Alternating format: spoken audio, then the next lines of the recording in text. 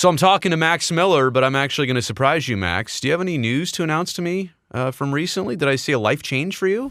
Yes, you did. You did see a life change. I went through last season single, but I got myself a ring, and I'm now engaged. Week after the season ended, I decided to pop a question, give myself a ring. I don't know. Congratulations. Thank you, Look at you appreciate it. growing up real fast. One season of Sharks, huh? That made your mind up on life, huh? Yeah, exactly. She stuck with me through the whole thing. I knew she was a keeper. Well, congratulations to you and, Thank and you, your fiance. thank you, So thank you. there is a lot of Sharks news. I don't really know exactly where to start here. I mean, there's like literally a number of different places, but let's start with number one. As in the number one overall pick for the first time in franchise history.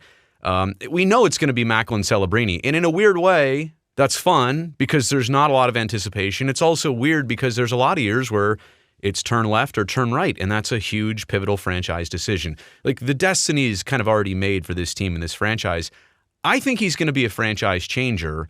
I Hmm. don't know if we're going to realize that in month 1, month 3, month 10, but I think in year 3 or year 5, this is such a big deal in the long term. This is not like winning a game or winning a series. This is like, hopefully, a decade of success that all happened because of the draft lottery a couple weeks ago. What do you think? Yeah, no, I completely agree with you there. I think, he's the first one in history. The fact that he's a Bay Area native, Yeah. he wasn't born here, but he was raised here, and all the professional sports background that he has with his father, with Steve Nash as his uncle, like the mental preparation that this kid has brings nothing but success or possible success to the table for the Sharks. And like you said, I don't know if we see an impact right away. I mean, heck, Connor Bedard didn't score his first goal for like what, 5 or 6 games. Like, give him some time. And I mean, this is gonna be another really young team for the Sharks this year. And the mental preparation and knowing what it takes to be a professional athlete brings me hope that he can figure it out in a hurry.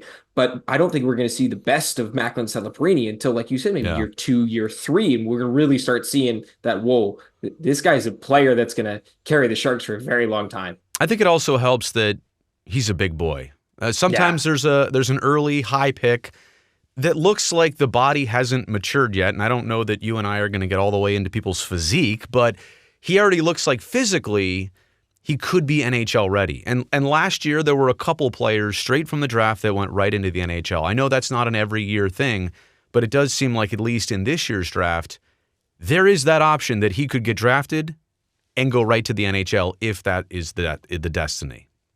Yeah, I agree with you. I look at Will Smith and I look at his Mhm. physique, and he definitely needed another year of college after the draft. He needed to fill out. The biggest thing is get stronger. You look at Colin Graff, right? The biggest thing on him when he spoke when he got here is, oh, I didn't realize how strong it is. It's you got to be strong on Right, pucks. right.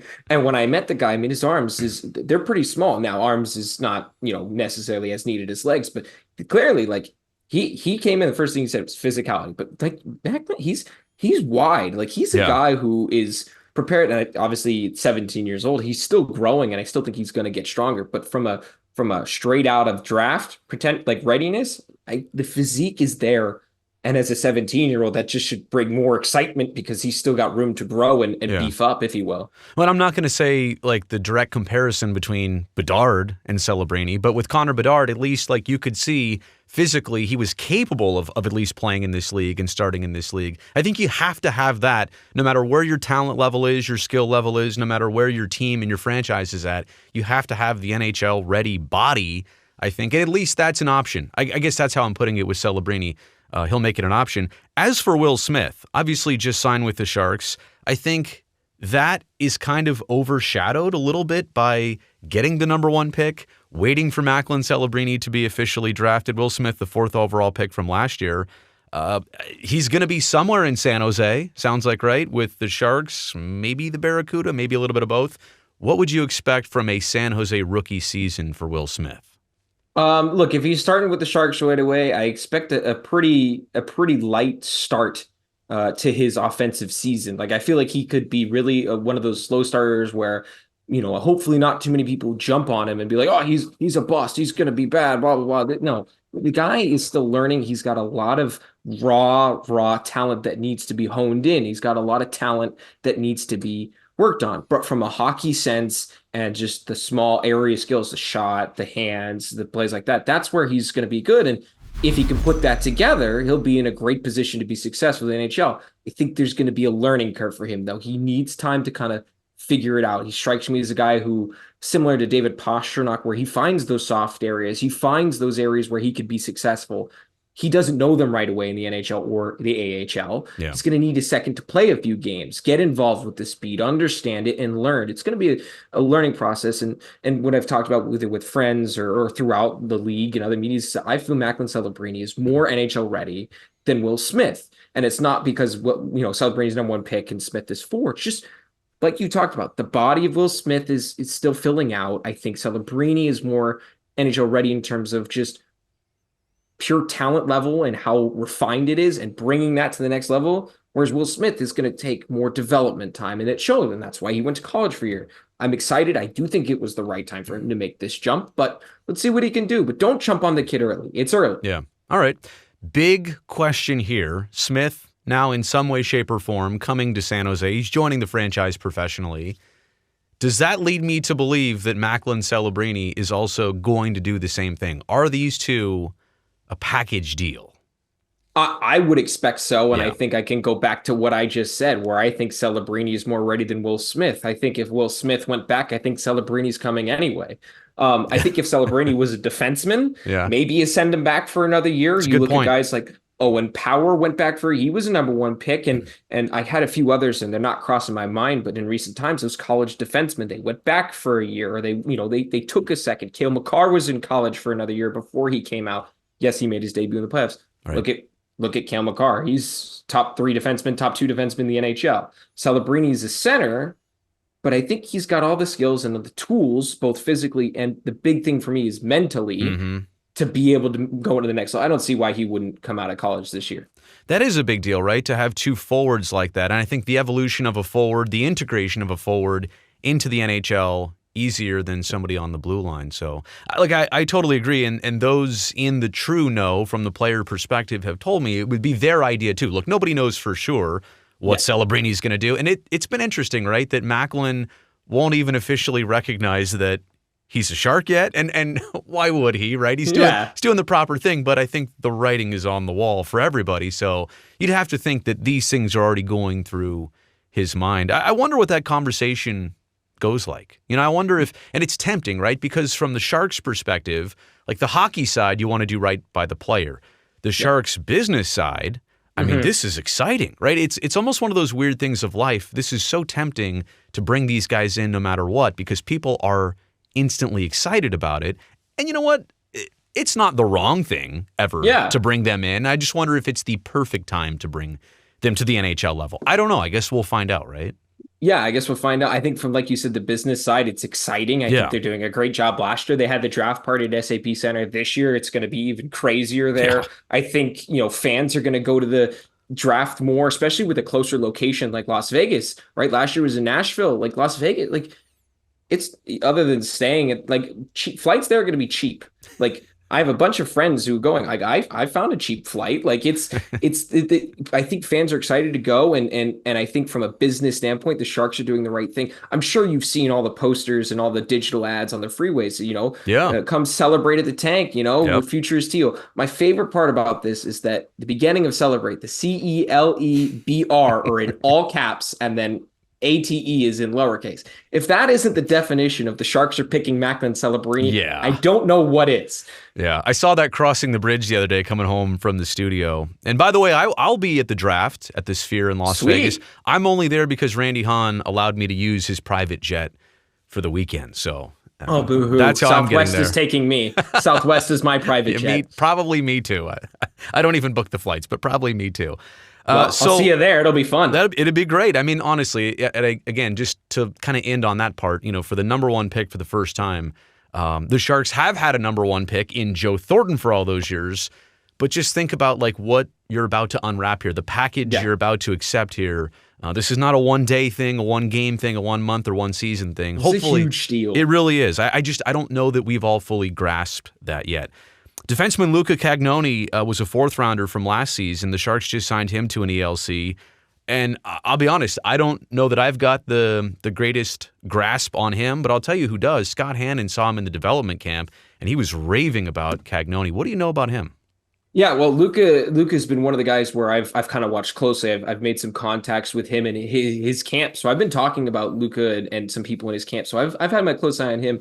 The biggest thing, and he talked about it when he was introduced, is he worked on his defensive game. And Lucas Spiza was the development coach that was tasked with, overseeing his development and talking with him and through him. The biggest thing that I heard from Luca's camp was that Lucas Spiza was not afraid to be honest with him and tell him, maybe not necessarily like you messed up here, but in a way where it was good coaching, where it was firm, but it applauded success. Mm-hmm. And the biggest thing that you saw from him was that when the defensive game really started to excel, everything else followed through behind it. And that's where the offensive numbers came through. Even when he wasn't focusing directly on the offense, he was like, oh, I know I can shoot pucks from the point a little bit more. There's a clear definition of, hey, I know it was a fourth round pick.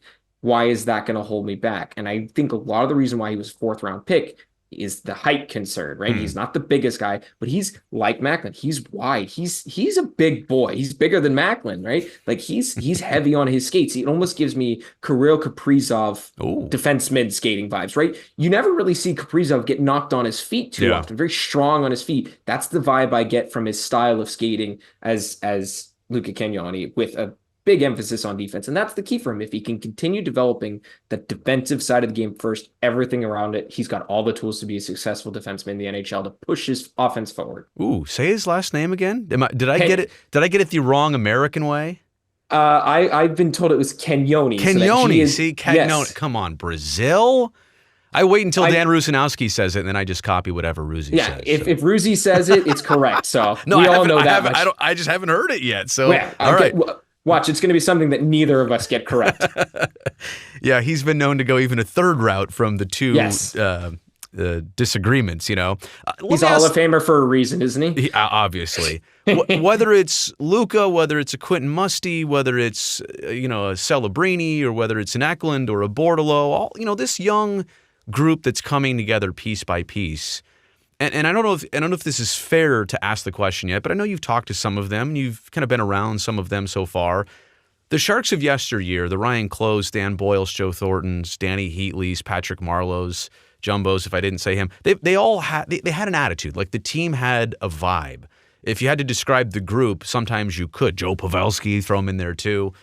What would be the vibe you're gauging so far of the next group of Sharks? And I also realize young hockey players are very cookie cutter. They're all trying to play it safe. They don't want to say too much or get in trouble. Do you gauge any type of vibe, any type of personal characteristic about this next group? The thing I get from this group is they're upbeat. I think they're determined to be good. I see the work ethic. I'm interested to see what it'll be like after we find out who the next head coach is. Yeah. I think a lot of it was they knew the situation, and quickly into the season, they recognized where it was going and how it was going to finish. And that whole time, they were a pleasure to talk to. They were always upbeat. They were always happy. They were always working on their craft. You never didn't see a player not working on their craft. And that's something that is crucial for a young team like this, is if they aren't having that work ethic, they're not going to be successful. And I look at guys like Fabian Zetterlund even, right? He was a second-round pick. Like, you didn't hear about him much. You heard about him this year. Now, I think he was playing in an elevated role, if he would, on like a Tampa Bay Lightning, if you will. But he proved he could handle it, and he scored over 20 goals. There's a work ethic to this group, and I'm interested to see if they can go past that. We're working on developing to that. We are taking a step here. Like this, there is progress that has been made past last season, not just we're continuing to work. Like, I want to see a dramatic shift of, okay, that was year one. We developed, we know what we do. Let's take that and learn from it. Yep. It's a good point. I think Granlund last year was probably the most consistent player. Once he kind of picked things up and turned things on after the first month. Zetterlund maybe, I can't say most improved. Well, maybe I can, but I think Eklund made the most progress. So like two different things. Yeah. Improved and progress. I don't know if I'm even describing that right, but both those two definitely hit their strides. And I know you wanted to talk about William Eklund too, because I mean, we could look at the stats, we could look at the performance, and all that will probably go along with what we're going to say here. But I think with the eye test, confidence is what I saw at a certain level from him to start the season, but I definitely saw it there at the end of his first full season. What did you see? Yeah, that last month, there was a clear I belong feeling to his game, right? You look at the beginning of the year, it was okay. I want to make an impact. Maybe he was gripping the stick too tight. He clearly has a shot and he can shoot in the league. And then you flipped him to center. He looked good at center, and then it may be a little bit too much. And then you moved him back to the wing, and then you moved him with Mikhail Granlund, and all of a sudden he took off, right? It takes time. And the one thing, Will Smith, Celebrini, Cagnoni, whoever they get at 14, right? These guys are all going to be excited. William Eklund, I would almost consider as the start of the rebuild, right? He was the guy that was the high pick. He may not be a Mike Greer guy, right? He was right before Mike Greer. The last of the last era, actually. Right. Yeah. And you look at him, and he was the 7th overall pick. People projected him inside the top 5. So if you've grabbed a top 5 talent at number 7, okay, yeah, he may need more time to develop. He showed something, and I'm interested to see with what he learned from a lot of the guys like Couture, Hurdle when he was around, Granlund, and a lot of the guys who've been in the league. I think he took that all in, and he was finally able to put it together in the last month. And I think it showed, at least for the first few years here. I think he's going to be a winger, especially with Smith and Celebrini. I think if you can give him some direction, because I saw the same thing with Bordelot. When you gave him direction, if you're going to be a winger, you saw maybe not the offense with him, but his game started to take off. You gave Eklund some direction. Okay, we're gonna stick you on the wing on the top line, and you saw that last month, that swagger of I'm an NHLer and I know it. All you really need to go back and watch is the hat trick on hat night game. That was awesome. And it wasn't even the third goal. It was when he put on the straw hat. Talk about confidence. That's the confidence, not just the goal scoring, but the celebration to do that. My dad wears that hat every time we golf now. Wait, how do you still have it? How come it didn't end up on the ice? Because my dad wanted to golf in it. No, at the game, it should have never been. I'm with you there. I was like, Dad, why didn't you throw it? And he goes, it's a good hat to golf in. It keeps the sun out of my face. I don't get to go to a lot of hockey games as a straight up fan, but I'll never wear a hat to one. And for that obvious reason, because if I'm wearing a hat, I like that hat, and I don't want to get rid of that hat. Yeah, that's a genuine thought. Who actually wears a hat to a hockey game anyway? At the premise that you might lose it on any given night. Maybe it might somebody be with a hat collection. Maybe. Another big topic to get to here. We talked about the players. Who's going to lead this next group of players? They're looking for a head coach. The wheels have kind of turned around the NHL, openings and vacancies that have now been filled. I don't want to say the Sharks are the last ones to figure this out. I mean, we'll see how the rest of the full season plays out. Do you have a favorite? I know we're kind of on round 2, and the pack has been kind of narrowed down a little bit to the candidates. Do you have an idea, a suspicion, or a favorite? I think the top 3 that we keep hearing for head coach are Blashill, Warsofsky, and Sturm. Mm-hmm. I think if you had to put a favorite, I would probably say Warsofsky and Blashill. For me, my favorite is not those two. It's Sturm and Marco Sturm. I think. I thought you were going to say Nico. See, this is so confusing. No, Nico can't coach and play. No, I'm kidding. No.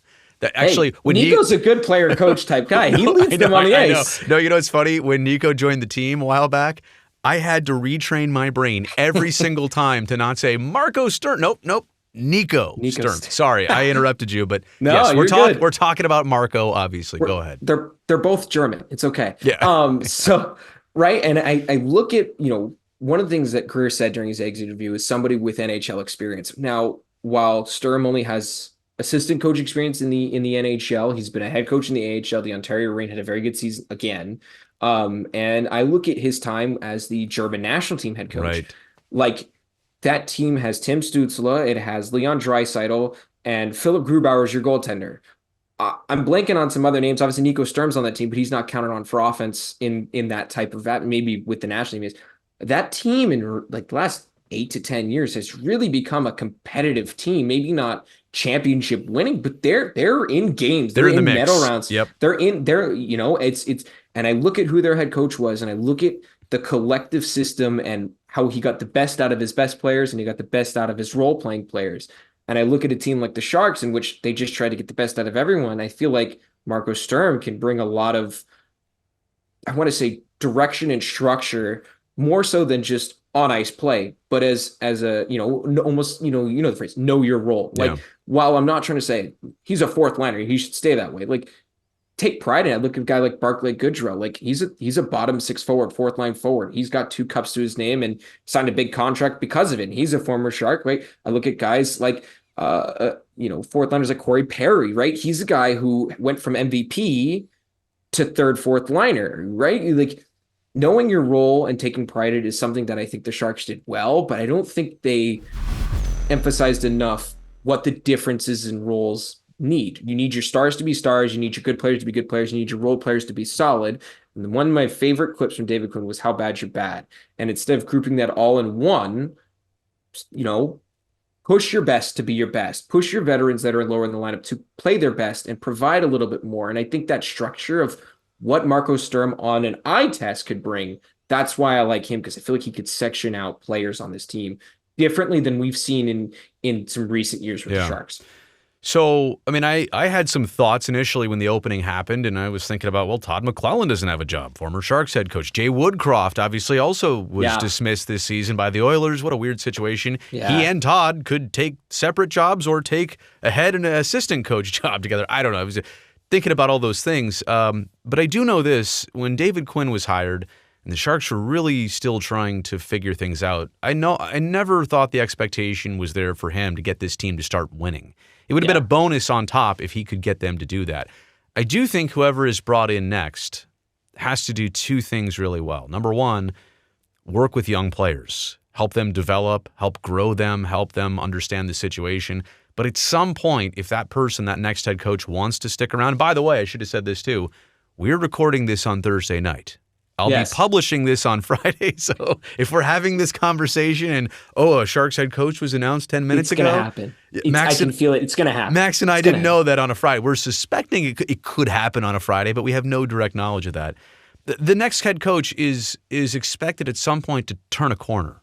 Yeah. The next head coach can't be part of a team that loses again for 2 or 3 more years. So I think there is some added pressure on the hire, the person, and not to say that David Quinn didn't put that pressure on himself, but we're realistically going, to your point, to get to the point where we're trudging out of the demolition of the rebuild and starting to do the build of the rebuild. Right. And Mike Grier, like you look at a GM, if you come in, you bring in, let's take a look at a traditional situation. GM comes in, there's already a coach in place. Right. Okay, maybe not going well. Fire the coach, bring in your guy. Right. That doesn't work out, you fire him. Okay. The new guy better work or your job looks like it's more on the line. Mike Grier brought in his guy in David Quinn. He let him go. You better get this one correct. And I think there's pressure not only on him, but on the head coach as to bring the next level, like you're saying. But Mike, this is Mike Grier's second head coach in 3 seasons. But the timing of it, I will say, though, is even the Sharks to move on hiring Grier and also the head coaching decision. If I'm correct, I don't think the Bugner dismissal to the Quinn hiring, I think it was late in that summer, right? Yes. A couple years ago. My point being, yes, it was Mike Grier's guy, but it didn't necessarily happen conventionally where there was some time to sit and evaluate it. It kind of had to be a GM head coach hiring tandem situation. So to your point, you're right. I'm just saying that even the Quinn hiring was not bad. There was nothing wrong with it. It just happened quick.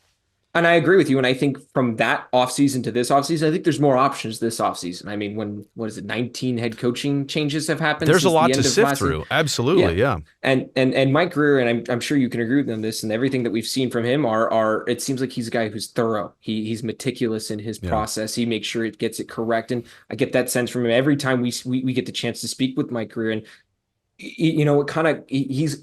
this is a crucial part in the Sharks rebuild. It's that build part. The demolition is basically done. Still some things to do, but not a crazy teardown like we saw the last 2 seasons. You got to get this coach correct because if you can't develop the core that you brought in and it's still going to be brought, you still got 2 more draft classes to bring in. And that's not including Celebrini, right? He's in. Who are you going to take at 14? You got more picks, 2 picks first round next year. Who knows what other trades they make? You got to get someone who can take this team to the next level. Maybe not win the cup with them. Maybe they will. But you got to get this head coach correct because you can't go through a 19-win season and then come back with 23 wins. If it's 23 wins and you're competitive, sure, maybe you got to leave it. But I want to see a significant difference in play. I don't want to see a 10-1 game, a 10-2 game. We would get one, sure, but you can't follow it up with another one. And I'm not blaming David Quinn for that, but there needs to be a significant shift in direction of this team. I just think the attractive pieces will be enough for us to pay attention to this year. New players, high draft picks, if it is Smith and Celebrini, plus Eklund's next steps and Zetterlund and all that stuff. I also want to talk about Mackenzie Blackwood here in a second. I know he's under one more year of contract, but I'm honestly not even setting the expectations high for the team on the ice this year. I also don't know what they're going to surround this young group with veteran-wise, free agent-wise, which I also want to ask you about in a second too. So let's just get right to Mackenzie Blackwood. One more year on his deal. I got to say, I've wished that he was the Sharks goalie, 5 or 6 years ago? Really? I don't know. I think that he's a guy they never really had. I think he makes the big stops. I know there have been some out there. Greg Wyshynski, for example, from his Jersey days, tells me I'm crazy, but I'm like, no, I just watched him play this year, and it wasn't the greatest defensive support team in front of him, and he made them look good in some cases. Gave the team a chance to win. What are they going to do with him? Extension? Trade piece? There are definitely some things to consider here. I think it's undecided at this point. I think it all depends on how his season goes, right? Can he replicate the health? That was the big was the big knock on him coming into San Jose, is right. Like, I think if he's healthy, I don't think he's a Shark. I think he's the Devils starting goaltender still, because he showed he could play. Yeah. So can he repeat the healthy season? Hopefully they put a better defensive structure and players in front of him. Yes. Can he repeat the success with a better defense in front of him? If not, okay. And if he's kind of successful, but maybe doesn't show signs of being the guy, is he garnering trade interest? So I think the first one is and it's the most obvious one is can he replicate the healthy season? That is first and foremost, because if he gets hurt again or he's out a long term, it's like, okay, this guy's just perpetually injured. You don't want a perpetually injured starting goaltender. You're never going to win in the league. After that, it's to me, it's truly performance based if they want to extend him or not, because he's not old, he's not young. He's a guy who's 27 years old, and it takes a long time for goalies to be good. And no knock on Corona or Romanov or Makiniemi, but I don't think they project to be what we saw the potential Mackenzie Blackwood has. Right. No, and I think that's the best compliment I can give him. I wished to see Mackenzie Blackwood be the netminder of one of the good Sharks teams of yesteryear, obviously before things got a lot more difficult. Speaking of when things got difficult, it's amazing that the captaincy of Logan Couture has spanned all of these hardest years.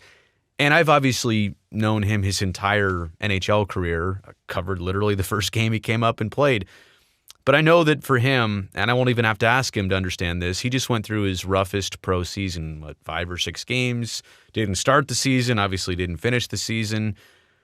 I just think without even talking to him much lately, I think there's a real concern about what comes next for him and how healthy can he get. That's not even a question, or I should say that's not even an answer we know at this point yet. He still needs a full month a full summer of many more months to recover from the injury. And from what I hear, this specific injury, it's a hard one. It takes time, and there's no two ways about it. What are you thinking about just what lies next for him on the ice? We'll talk about the captaincy in a second, but I don't know. I wish I knew. I wish I had an instinct. I really don't know what's next for him on the ice. I think Logan Couture, when you look at it across the NHL, like, he's a guy who's performed in the playoffs, like, big really, time, really well. Like, he's a playoff guy. And you look at some teams around the league this year in the playoffs, like, they're missing that guy. Maybe they have a guy who's been good, but they don't have that game breaker in the playoffs that Logan Couture has shown time and time again. So, not saying he will do that for the Sharks when they get back there, but it all spans on his health. It was such a weird situation to go through with the unknowingness of what is actually going wrong. Is he healthy? Is he getting surgery? What does it require? Right. He told us that he wants to get back on the ice in July. If he can get back on the ice in July with no issues and train, whatever, like 90% and push it to 100 and be okay. Mm-hmm. If he can stay healthy for 60 games this year for the Sharks, I see his name going up in flames in the trade rumors. Like, I think he's going to be a hot commodity. Now, the hardest part is that contract situation. And his mental is he wants to be a Shark. I think he loves it here. I don't think he doesn't want to be a Shark. I think he just wants to play hockey. Right. But the guy wants to win, and you I can know it. tell I know it. it burns him Yeah. that he's not on the ice, regardless if the team is successful or not. And I'm not saying he's going to request a trade, nor does I'm saying he wants Right. one. The guy just Right. wants to win. If he thinks this team can win in the near future, I see him rejecting a trade if they find one for him. Yeah. But if he sees that he could be successful and he's healthy, I think there'll be two folds of it. I think he loves the Sharks, and if he feels like, okay, this deal can really help the Sharks, and I have a chance to go win. Like, this can help the Sharks. Now, I don't think he's thinking about that too much right now. His full focus right now has to be on health. That's all he said the entire time, this entire season. I think it's going to be one of the most interesting, underrated storylines in the NHL, given his playoff success. Because if he's healthy, teams are going to be calling. That's what I think. There's no, I hear people are calling, but look, the history of the player in the playoffs is extremely successful. What playoff team wouldn't want that if healthy? So what I'm hearing from you is Draisaitl straight up one-on-one for Couture is the trade. I'm in. We'll talk about Leon in just a second. Well, and so I won't speak for Logan, but to your point, I think exactly what you said is true, that he's not begging to get out of here. He understands that he's a captain and that there's only so many of those jobs. And, San Jose's been good to him. He wants to be good to the franchise. But I almost feel like if the Sharks found something for him and something they could get value from, I think it's the courtesy you'd give to your captain to say, hey, we're talking about this. Are you cool with this? Now, he also has some clauses in his contract which stipulate where he would and wouldn't go. But the point being is that I think it's the courtesy they would give to him. They would only do this if this was a win for the team and a win for the player. And obviously the trade would go well in a lot of different ways. I do remember before Logan was captain, and whether it was Jumbo's time as captain or Joe Pavelski's time as captain, I would look at a guy like Couture and say, hey, someday when the situation is right, and I'm not trying to force Jumbo out of the way, or obviously Pavelski's still playing, but I'm like, I could see Logan as the next captain. So not a slight to anybody else.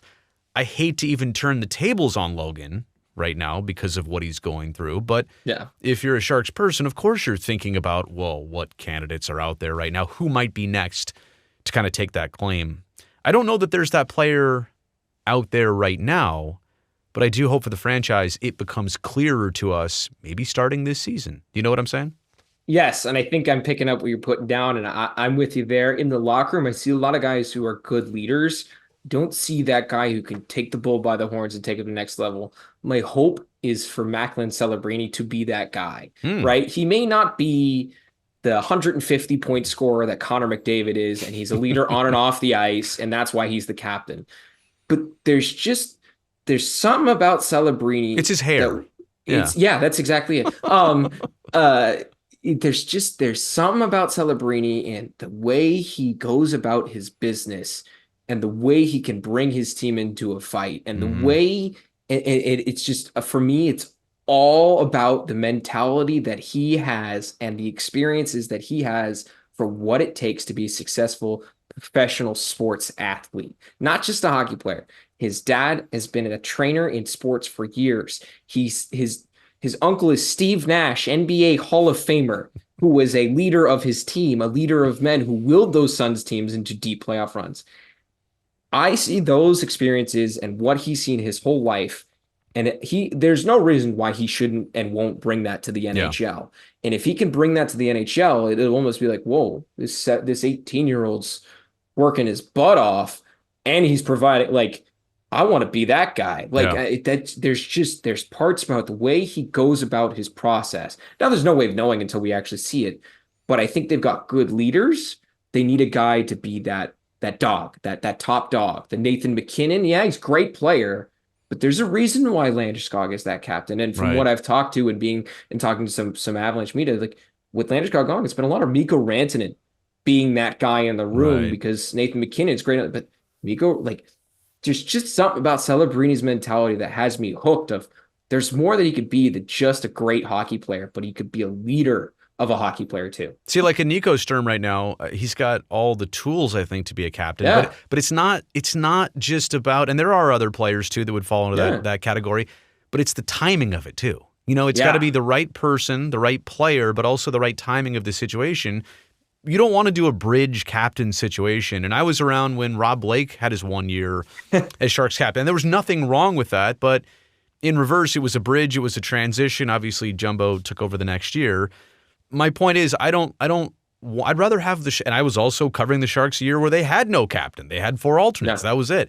I'd rather them not have a captain if it comes to that than trying to thrust somebody in there who doesn't fit the bill and the group doesn't respect. I think they, just like picking the head coach, I hope the right things emerge for this team in making that decision. I also, by the way, I'm not ready to push Logan out the door yet. We're having this conversation as like a premature thing to just look down the road and say, well, what are we doing, 5 years down the road? So let me let me add one more thing on this. And the other part with this is if you're going to pick a young guy to be a captain, you don't want to throw too much on his plate too early. Great point. Like that is, to me, like you can go a couple years without a captain. Like the New York Rangers went like 5 or 6 years without a captain after they traded Ryan McDonough. Like I think this is what Jacob Trouba's second year is. I'm not 100%. He's still a weird captain to me too, by the way. I no knock on Trouba at all, but it's just maybe he's the perfect Rangers captain. Who knows? And it's different, but like when it comes to a team like the Sharks and how young their team is and how young their team will be for the next couple of years, you can't be like, all right, Celebrini, you're captain. I know. And when you said that, I just got into the league. Like, what do you want me to do here? And that's why when you said that, I was like, but just not right away. Like, let's make it so that if Logan plays out his contract, then he's your captain. Celebrini's in year 4, I guess, or 5 or whatever. So that would make more sense. So you're going to have young players, a lot of them, whether it's soon, like this next year or in the next couple years. But let's talk about this offseason. Actually, you know what? Let's talk about Leon Draisaitl before we get to the rest. The fun stuff. So I think the Draisaitl thing is only out there because the Sharks have a wealth of cap space for the first time in a long time, right? Is that the only reason the Draisaitl thing is out there? Why else would that have ever been floated out there? What nationality is Hasso Plattner? That's the only other. So other thing I've heard. Marco Sturm, Nico Sturm, and now Leon Draisaitl. And Hasso Plattner running the ship. Hey, I said the German national teams are being successful, and I know Sharks fans don't like to look back at the Erik Karlsson trade, but their pick at number 3 was Tim Stützle. You're making this very nationalist. So, but why would Draisaitl ever get away from the Edmonton situation? Like, why would he want to ever be away from that? Yeah, I know right now. I know at this moment things aren't at their brightest for the Edmonton Oilers, but playing with Connor McDavid and company, my goodness, like it's Batman and Robin, I mean, it could be, it's a weird example, but a Kyrie Irving example where he's like, I don't want to be under LeBron's shadow. You lost me. You went NBA on me, and you told. No, I get it. I'm just kidding. I get it. I'm not a huge NBA guy myself, but I remember that was I'm just kidding. That was the big narrative, right? Yeah. He didn't want to be under LeBron's shadow. I don't get that sense from Draisaitl that he's like, oh, I'm under Connor McDavid's shadow. Yeah. But maybe he wants to be the guy somewhere. Like if he were to come to San Jose, he'd be the guy. I mean, he'd be the guy. The guy. Absolutely. All right. So we think the chances of this are 2%? I would 12%? 12% if we're being generous? I'll say 86 is the number I wear when I play, so I'll say anywhere from 1 to 8.6%. Oh, wow. Okay. All right. But there is still a lot to be determined about what the Sharks look like next year on the ice. So training camp, I guess, will figure out how many of the young players actually make the roster, make the team. But free agency is going to happen way before that. What do you see the Sharks doing with that cap space this year? What type of free agents do they bring in? What's important? Do they do the old flip thing where they give veteran players a tryout, and maybe they are trade pieces by the end? Or is this a shift in mentality? Are you now looking to actually build a proper team of veterans you want to keep with free agency?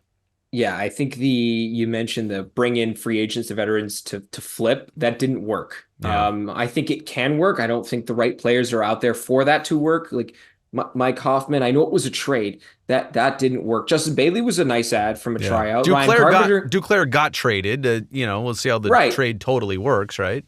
Yeah, that worked out. But I just think from an overall perspective, you can't go into a team that has that many veteran players that are on a massive decline, not to take a shot at some of the players that are, likely won't re-sign, whether it's Hoffman, LeBanc, or even Barabanov at this point. Now, Barabanov was a different situation. That was injuries Yeah. and that was kind of a lot of stuff, and COVID, he told us too. But I think Mike Greer, and the way he's spoken about it too, is he needs to put a better quality team on the ice, whether that's, young players that are ready to take a step in a higher role, or whether it's making a move for another guy like a Duclair or somebody that can produce.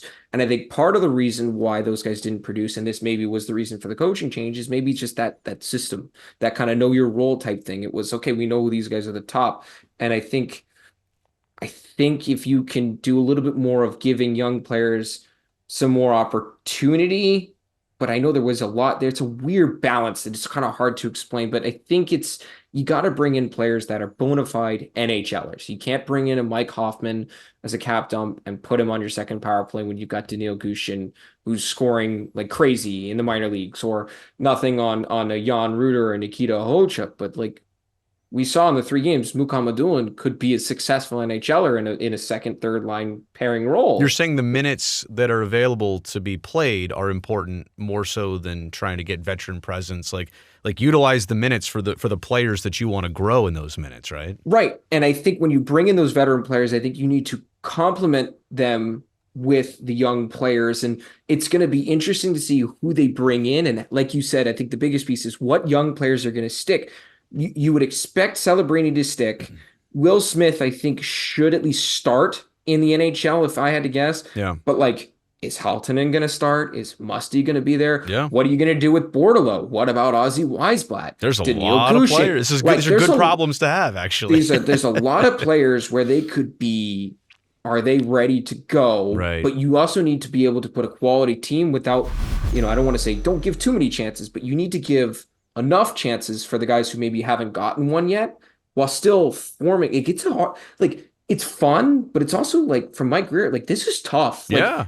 You don't want to bring in too many guys. It's the right decision. The right strings have to be pulled pretty quick here. Yeah. This is crucial, whether it's coaching, player development. Like, this is a crucial time for a team to get in the right direction, because you can get good, but maybe not like, we don't want to fall into a Buffalo Sabres where they look good, but they just can't get over the hump. Right. So it's so weird who's going to be here next year. Also, there's some impatience, and I think it's more so from the fan side of things. It's been now a handful of years, that they've been a playoff team. This is their longest skid ever in that sort. Yeah. So a lot of people want to get this right sooner than later. Let me close it out by asking you first. I'll answer the question first. I'll just say the thing I'm looking forward to most about this season is following some individuals. I know it's a team and how they do is important, but to kind of isolate on how's the development here, and here, to your point, who even makes the team is interesting to me. So for me, it's all about following the evolution or the debut or the progress of individuals. What are you looking most forward to this season? Because you get to see it up close and literally personal. Yeah, I'll flip it to you at the end. I'm going to give you 3 guys, and I'm going to exclude Will Smith and Macklin Celebrini, because those are the obvious answers. I'm going to give you 3 guys that I'm going to look at, and I want to be like, okay, what are they going to do this year? I think the first one, we've talked about him a bunch of times, William Eklund. Okay, he finished strong. Let's take it to the next level now. The next time, like Shakir Mukhamadullin is the guy who I want to see more of him, because in the 3 games, he looked like he fit right in. I want to see more of that. And then the next I'm looking for is the guy, and it's kind of a mesh of people. It's a mesh of the Bordelot, the Weisblatt, the Gushin, the Cardwell is in there too. Philip Beast. Those guys are kind of like, okay, are you going to be part of the future? Right. From a team perspective, I can't make a mark on the defense other than Mukhamadullin, who I want to see take to the next level, until I see what Greer brings in, because that defense they had last year, it ain't it. Yeah. And I think we didn't see nearly close to the best of Henry Thrun. I think we know what Mario Ferraro is, and I'm interested to see what the reworking of the back end is like. And until we see what's brought in there, other than Shakir Mukhamadullin, I can't speak to the defense. Defensive miscues is the nice way to say it, but there were a lot of defensive miscues last year, and you put yourself behind the curve in the NHL. You spot the other team 2-3 goals. When you're the Sharks, who have struggle to score regular goals, you're obviously in trouble. All right, Max. Appreciate this. So I will see you at the draft. I guess we might talk when there's a Sharks head coach. There's a lot to be interested about. And I will say, as much as I've seen maybe the casual Sharks fan kind of evaporate in recent years because, the team hasn't given them enough to be interested about, I look forward to what lies ahead. I know there's a lot of stories and topics and things we'll be covering that are interesting to people now all of a sudden. So the fun's about to be back. We'll do this again sometime soon. Be well, and congratulations again. Engagement for you. Thank you so much, Brody. Appreciate it.